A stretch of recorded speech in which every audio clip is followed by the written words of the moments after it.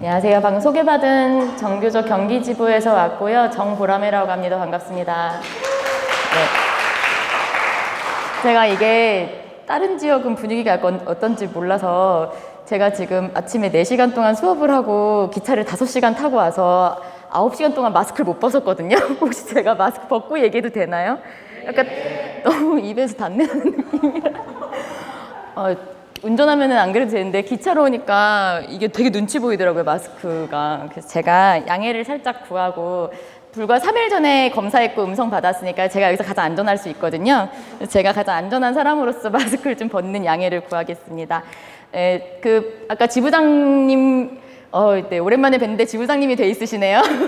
네, 지부장님께서 소개해 주셨는데 제가 몇 년 전에 술을 먹으면서 저 팔찌를 드렸군요. 어쩐지 없더라고요. 제 기억엔 없는데 아마 술 먹고 저걸 드렸나 봐요, 제가. 네, 제가 경기도의 남양주라는 곳에서 왔고요. 경기도는 겁나 큰데 가운데 서울이 있어서 활동하기 좋은 곳은 아니에요. 저희가 한가운데가 무조건 서울이거든요. 그래서 활동하기 되게 어려운 곳인데 그중에서도 북부에 가장 모서리에 박혀 있는 저희가 흔히 강기도라고, 강원도랑 붙어 있어서 강기도라고 얘기하는 남양주 땅에서 왔습니다. 언젠가 좋은 활동가로 사시다 보면 남양주의 모란공원이라는 곳을 오실 일이 생길 수도 있는데요. 열사묘역이거든요. 광주의 5.18 망월묘역처럼 그 모란공원 있는 곳이 제가 지금 활동하고 있는 남양주입니다. 제가 이걸 내려놔도 소리가 잘 들리실 것 같아요. 그죠? 여기가 굉장히 에코가 좋네요. 그래서 굳이 요걸 쓰지 않을게요. 그래야 요걸 보거든요. 네. 제가 여기 들어가는 거 맞죠, 지금? 네. 자기소개를 먼저 하고 좀 시작을 해야 될 텐데요. 제 이름은 정보람이고요. 자기소개를 어떻게 해야 될까 좀 고민을 하다가 결국은 강연이라기엔 그렇고 제 얘기를 나눠달라라는 요청을 받았을 때 결국은 여기서 하게 되는 모든 이야기가 제 소개에 들어갈 것 같아요. 그래서 쭉 그냥 저의 이야기를 나누는 시간으로 저 또한 좀 생각해 보려고 합니다. 뭐였죠? 아까 강연 제목이? 내 심장을 뛰게 하는 힘이었잖아요. 저는 행사할 때 그런 이름을 쓰지 못해요. 되게 오글거리잖아요. 누가 제 강연에다가 제 심장을 뛰게 하는 이름 되게 이상하잖아요. 저분이 만드신 거라 어디 가셨지? 예, 만드신 거라서 어쩔 수 없이 저는 저런 오글거리는 걸 쓰지 않는데요. 어쨌든 만들어 주셨으므로 제가 충실하게 강연을 요청해 주신 덕분에 제 심장이 무엇 때문에 뛰었고 그래서 여기까지 올 수 있었나를 좀 고민해 볼 수 있는 감사한 시간을 보낼 수 있었던 것 같습니다. 최근에 저희가 2030에서 그 김태현 교수의 가짜 행복 권하는 사회라는 책 가지고 북토크를 했는데 거기에서 그 보람이라는 단어를 강사님이 알고 한 건 아니지만 보람이라는 단어를 이렇게 표현하더라고요. 사회에 기여하는 창조적 생활 속에서 체험하는 가장 최상의 만족감이라고 이제 얘기를 하시더라고요. 그래서 사람이 살아가는 데 있어서 어떤 개인적인 행복보다 보람을 위해서 살아야 된다라는 이야기를 하시는데 되게 약간 민망하고 부끄럽지만 이 이름에 맞게 좀 살고 있는가라는 고민을 좀 할 수 있었던 것 같아서 아주 최근에 들은 제 보람의 이름의 의미를 가지고 제 소개를 대신 하면서 좀 시작해 보도록 하겠습니다. 저는 지금 34살이고요. 88년생이에요. 지금 이런 걸 다니다 보면은 이제 자기 삶을 쭉 돌아보게 되잖아요. 제가 언제부터 이렇게 소위 말하는 난년으로 살았나를 막 물어보시니까 막 고민을 해봤을 때 저는 초등학교 때 진짜 이게 되게 면접에서 흔히 쓰는 레파토리지만 정말 그랬는데 초등학교 때 좋은 선생님을 만나서 선생님이 하고 싶었던 사람 중에 하나였거든요. 6학년 때 담임 선생님이 진짜 너무 좋아서 나도 저런 선생님이 돼야지 라고 생각을 했었어요. 그리고 중학교 2학년 때 담임 선생님이 정교조 선생님이셨거든요. 근데 되게 나는 정교조다라고 온몸으로 말하고 다니시는 쌤이셨어요. 젊은 여자분이셨는데 근데 그분을 보면서 뭔지 몰라요. 정교조가 뭔지 모르지만 난 교사를 하면 정교조를 해야겠구나 라고 생각을 했었던 것 같아요. 근데 그분이 그때가 2002년에 제가 중2였는데 그 중학교 2학년 때 담임선생님께서 한번 수업을 하시다가 그런 얘기를 했던 적이 있어요. 너네랑 동갑인 여자애 2명이 제가 부천 살았거든요. 경기도 같은 부천에 살았는데 의정부에서 미군 장갑차에 깔려서 죽었다.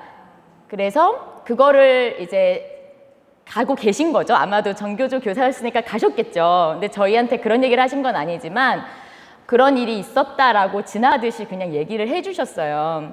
근데 제가 이제 그 얘기를 듣고 그 주말에, 그래서 토요일마다 의정부역에 모여가지고 집회를 한다라는 이야기를 그냥 해주셨는데 그 주말에 제가 처음으로 이제 1호선 전철을 가장 길게 타서 그 종착역이 의정부거든요. 의정부역에 갔었어요. 혼자서. 근데 그때 되게 놀랐던 것 같아요. 태어나 첫 집회였거든요. 그게 혼자 갔죠. 이렇게 많은 사람들이 왜 여자애 2명 죽은 거에 많이 모여 있는가가 저한테 되게 신기했던 시간이었던 것 같아요. 근데 그게 저도 어지간히 난년이다 싶은 게 갔다 와가지고 그때는 컴퓨터가 이렇게 모니터 머리통 큰 거 있잖아요. 옛날 모니터 컴퓨터에 한글 파일로 지금으로 따지면 성명서죠. 써가지고 두 쪽 인쇄해서 학교에 붙이고 다녔어요. 그 효순이 미선이 사건을 알리려고. 약간 이상하죠? 네. 그런 애였는데 그래도 착실하고 성실하게 선생님 말 잘 들으면서 성장을 해서 여기 서 있네요, 다행히. 네. 그런 걸 보거나 제가 또 07학번이다 보니까 대학을 갔더니 또 이명박이 또 FTA로 사고를 쳐가지고 어느 순간 정신 차려보니까 선배들이랑 같이 아스팔트에 앉아있더라고요.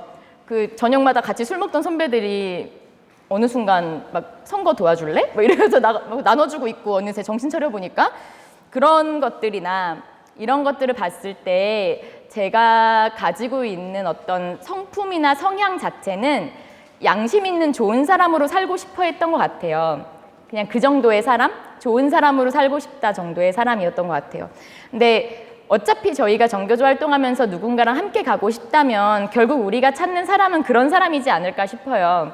좋은 사람으로 살고 싶은 사람에게 같이 좋은 사람으로 살자라고 이야기하는 게 저희가 해나가는 일이지 않을까 싶고요. 저는 그래서 2014년에 발령을 받았습니다. 왜냐하면 대학을 딴 데 갔다 2번 네, 학점을 말아먹어서요. 교대로 옮겼거든요. 그래서 이거 왜 자꾸 이렇게 넘어가죠? 네. 그것도 네, 삭제가 됐네요. 하지만 괜찮아요. 네. 중요하지 않은 거였으니까요. 네. 제가 아까도 얘기했지만 어떤 그런 상황이 있었을 때 외면하고 가기 어려운 약간은 그냥 좋은 사람으로 살고 싶은 정도의 사람이었잖아요. 제가 2010년에 교대를 다시 들어가서 첫 발령을 2014년에 받았어요. 그래서 저는 15년 동안 쭉 교사를 하고 싶어 했던 사람이니까 너무 선생님 됐을 때 너무 좋았거든요. 그래서 진짜 너무 행복해서 이게 사진 원래 나와야 됐던 게 제 그 첫 발령 났을 때 애들 사진이에요. 대충 상상 가시죠? 그 교사 연수 가면 많이 보여주는 예쁘게 웃는 아이들 사진. 그러니까 없는 것도 상상해서 보시면 될 것 같아요.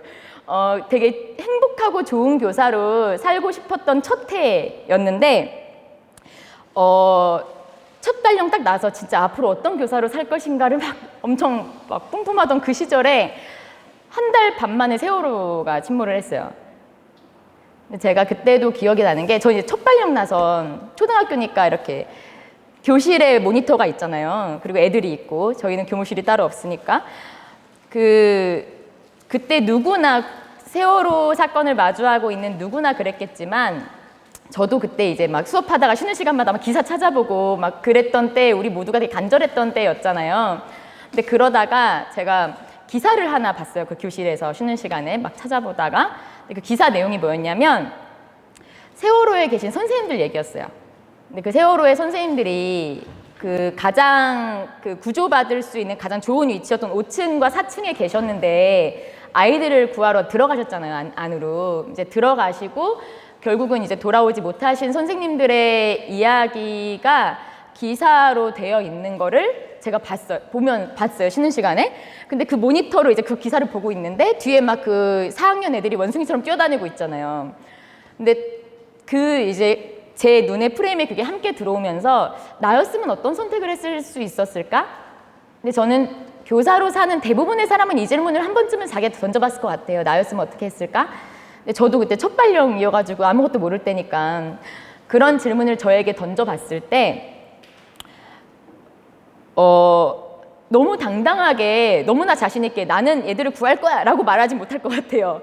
근데 그럼 얘네를 두고 나올 수 있냐 했을 때 그것도 못할 것 같은 거예요. 뭔가 이렇게 난 빨리 봐서 먼저 피해야지 이 말을 할 수는 없는 거죠. 내가 여기 앉아 있는데. 근데 그걸 생각하고 나니까 너무 웃긴 거예요. 왜냐하면 제가 이 애들을 만난 지 한 달 됐거든요.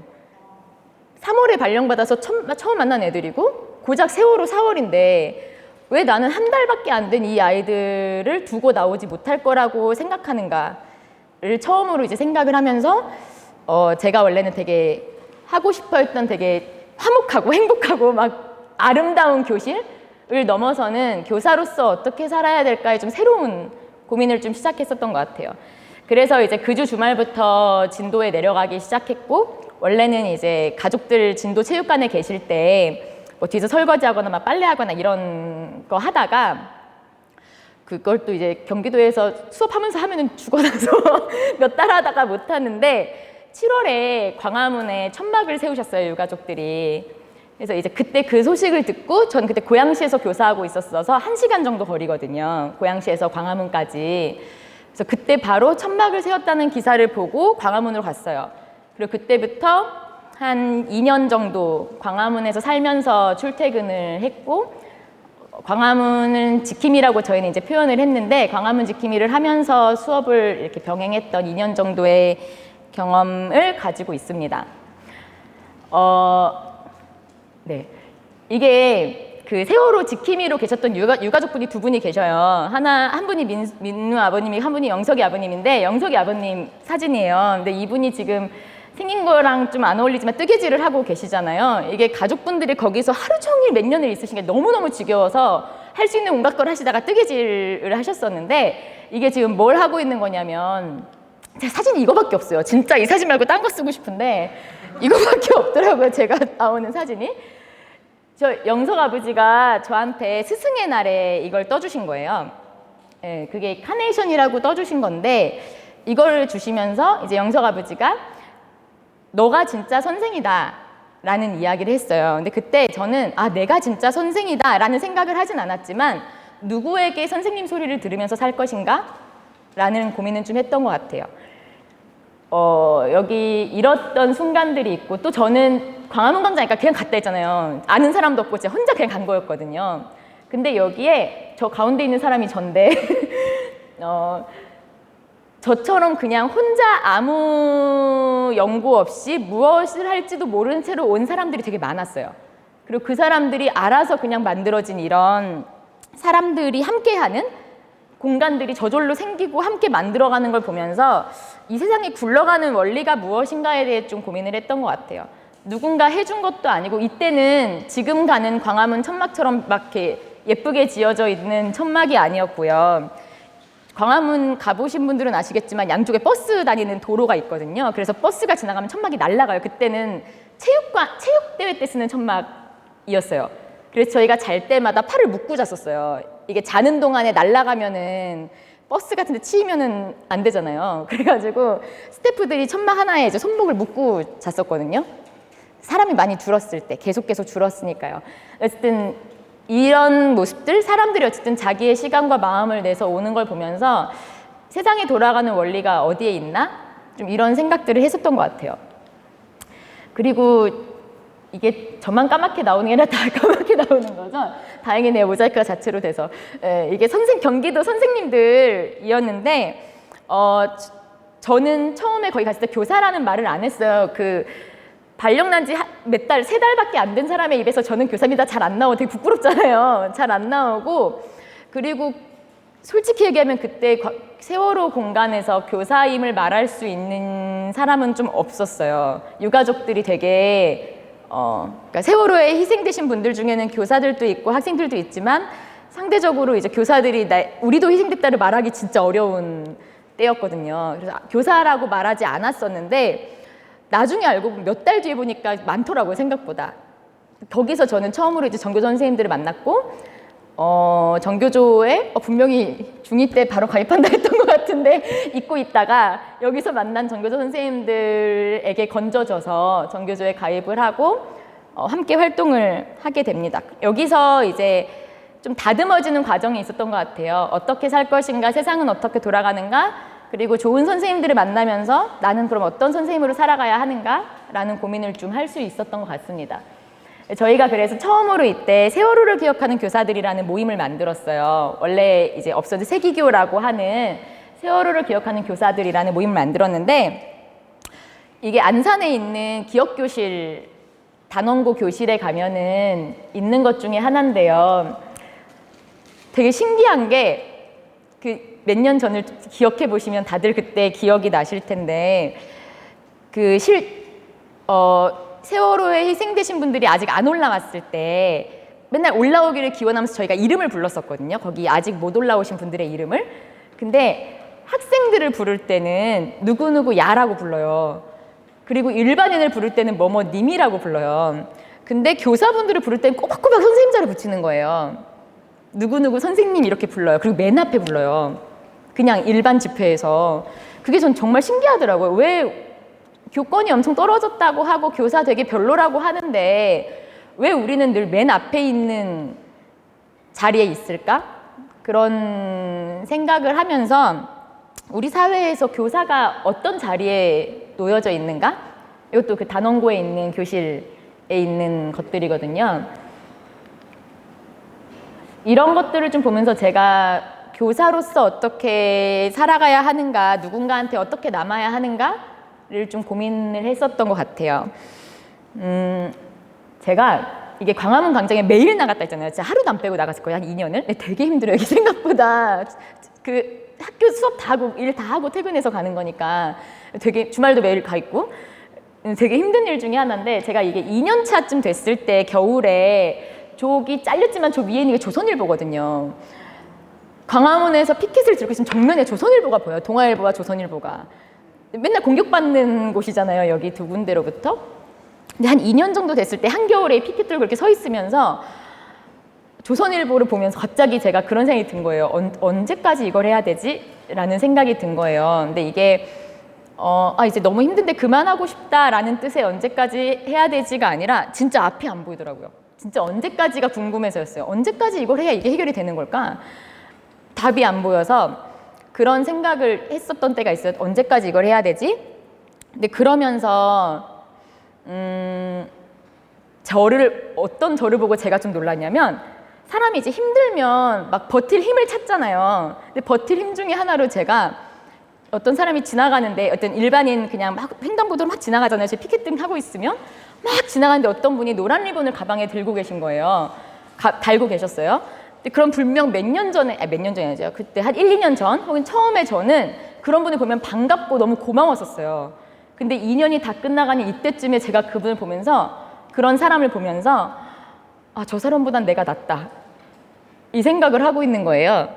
리본 달고 다니는 저 사람보다는 그래도 피켓이라도 들고 있는 내가 낫지 라는 생각을 딱 하고 나서 내가 지금 뭐 하는 거지? 이 생각이 드는 거예요. 내가 여기 있는 게 누구보다 나으려고가 아닌데, 누군가랑 비교해서 내가 좀 더 행동하는 편이니까 좀 더 낫지, 이런 자기만족을 하기 위해서가 아닌데, 이제 계속 너무 힘든 게 반복되고 답이 없어 보니까 제가 이제 그 지점까지 가서 이걸 하고 있는 거죠. 버티고 있는 힘이.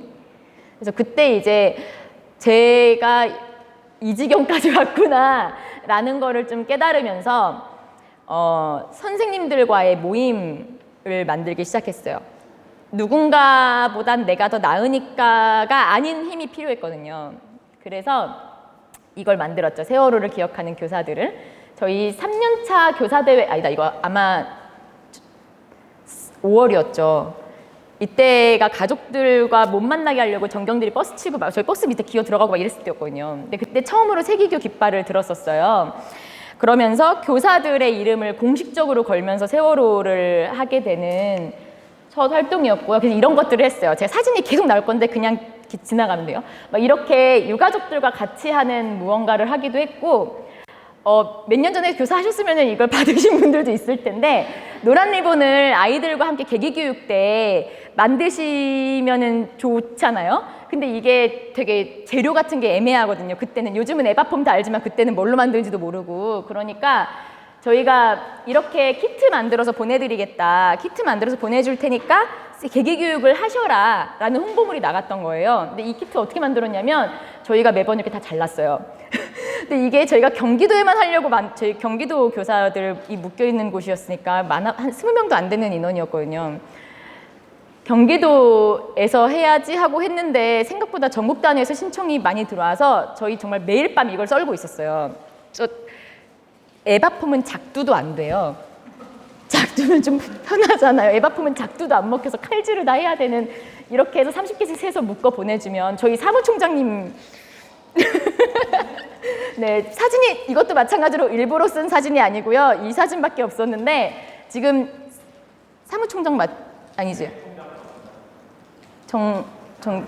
사무총장 맞잖아요. 네, 사무총장님 장기철 쌤이에요. 같이 세계교 하던 분이라. 이렇게 애들과 계기교육 수업해서 이렇게 애들이 가방에 메고 다닐 수 있는 그런 걸 처음으로 이게 선생님들이 이제 잘 썼다고 막 보내준 사진들이었거든요. 이렇게 정체 선생님들과 애들과 어떻게 세월호를 기억할 수 있을까 같은 고민들을 하기도 했었고요. 5월엔 이제 스승의 날, 가족의 날이니까 편지 쓰자 이런 것도 저희가 다 했던 것 중에 하나예요. 이거 저희 반 애가 저희 반 건데 가운데 혹시 보이시나요? 가운데 저희 도연이가 쓴 엽서?